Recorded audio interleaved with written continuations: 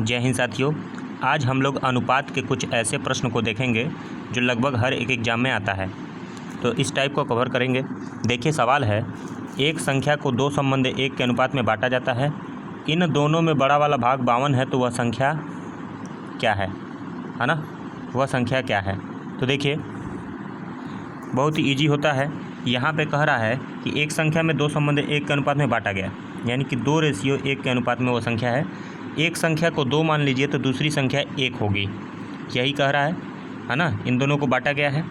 अब देख रहे हैं इसमें कह रहा है कि बड़ी वाली जो भाग है वो 52 है, अर्थात यही बड़ा वाला भाग है ना। एक संख्या को दो भागों में बांटा गया है, एक 2 है और दूसरा 1 है। बड़ा वाला भाग जो इसमें है अनुपात में वो 2 है, और उसी का वैल्यू देखिए 52 दिया हुआ है, 52। तो ये देख लेते हैं कि ये कितना गुना है 2 का, तो 52 2 का है 26 गुना, ठीक है 26 गुना। तो रेशियो में जितने होते हैं वो सभी उतने गुना हो जाते हैं। अगर एक कोई 26 गुना है तो अगला भी 26 गुना हो जाएगा, तो ये भी 26 ही हो जाएगा।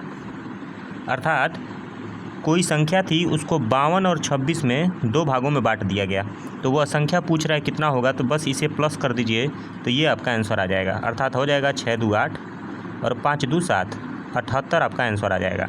तो इसका ऑप्शन नंबर डी जो है वो करेक्ट हो जाएगा, ठीक है। इसे आप डायरेक्टली आप ऐसे भी कर सकते थे। देखिए जैसे ही आपको दो संबंध एक का रेशियो दिखे और बड़ा वाला कह रहा है 52 है, तो ये 26 गुना है, 26 गुना, तो 2 और 1 जुड़ जाएगा तो 3 हो जाएगा, यानी कि वो संख्या 3 थी, तो ये भी 26 गुना हो जाएगी। तो 26 या 78, यह भी डायरेक्ट यहाँ से आंसर आ जाएगा, ठीक है ना। तो हम रेशियो से ही सवालों को लगाने को सीखेंगे, ठीक है। आते हैं हम लोग अगले सवाल पर। अगला सवाल है, दो संख्याओं के बीच का अनुपात 3 संबंधी 4 है और उनका योग 420 है। दोनों संख्याओं में बड़ी संख्या क्या है। दोनों संख्याओं में बड़ी संख्या क्या है, तो देखिए दो संख्याएं हैं, उनका अनुपात 3 संबंधी 4 है, 3 संबंधी 4। तो इन दोनों संख्याओं के बीच का अनुपात 3 संबंधी 4 है, तो आप ऐसे मान लें कि एक संख्या 3 है तो दूसरी संख्या 4 है, ठीक है ना। तो अब दोनों संख्या में मान लिए हैं अनुपात में। गणित में सवाल लगभग मान के ही लगाया करें। एक संख्या को 3 मान ले रहे हैं, दूसरे को 4 मान ले रहे हैं, तो जब इन दोनों संख्या को जोड़ेंगे तो 3 4 7 होगा। लेकिन प्रश्न में कहा है कि उनका योग तो 420 है, तो यह 7 जो है वो 420 के समान है, 420 के। तो हम देख लेंगे ये कितना गुना है 7 के, तो आपका जवाब आएगा 60 गुना, है ना, 60 गुना है। तो उसमें पूछ रहा है कि दोनों संख्याओं में सबसे बड़ी संख्या कौन है, तो इस 3 और 4 में सबसे बड़ी कौन है, 4। तो इसको भी 60 गुना आप कर देंगे तो 240, यानी कि 240 आंसर सही है। इसका ऑप्शन नंबर बी सही है। देखिए रेलवे ग्रुप डी 2014 में आया हुआ है, ठीक है। अब आते हैं नेक्स्ट क्वेश्चन पर। अगला क्वेश्चन हमारा, यदि 3 संख्याओं का अनुपात 3 संबंधी 2 संबंधी 1 में है और उनका योग का आधा 72 है, तो वो सबसे छोटी संख्या का वर्ग क्या होगा। तो देखिए तीनों संख्याओं का अनुपात 3 संबंधी 2 संबंधी 1 है, तो हम मान लेंगे कि एक संख्या 3 है, दूसरी 2 है, फिर 1 है, ठीक है। इन तीनों संख्याओं को मान लेंगे। इन तीनों संख्याओं को आप जोड़ेंगे तो इन तीनों संख्याओं को जोड़ के होगा 3 2 6 1 7 होगा।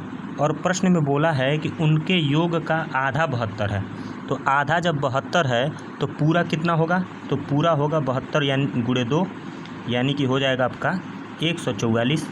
सही है, बिल्कुल सही है भाई। जब उनके योग का आधा 72 है ना, उनके योग का आधा 72 है, तो 72 आधा है, तो 72 72 जोड़ेंगे तो हमारा हो जाएगा 144। तो ये आपका 144 है, ठीक है ना।